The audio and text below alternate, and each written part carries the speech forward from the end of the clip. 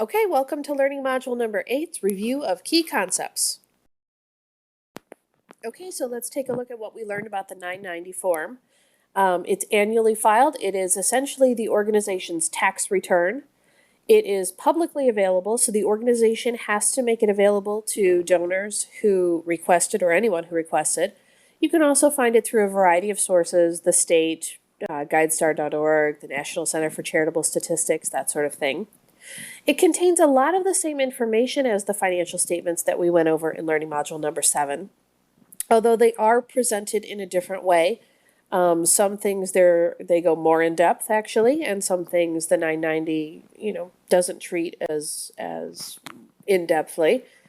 Cash is a good example of that, right? There's a lot more information about on the statement of cash flows as to actually what's happening within the organization with respect to cash. But you can get some information from the 990. And then the difference, I would say, other than, the way the financial information is presented, is you can glean some more programmatic info about the 990, as well as information about the people who are key to this nonprofit organization. So the board of trustees, some of the key employees, the relationships that they have, that sort of thing. Of course, we also talked about UBIT in this learning module. UBIT is the unrelated business income tax, and it applies if the organization has more than $1,000 annually in unrelated business income.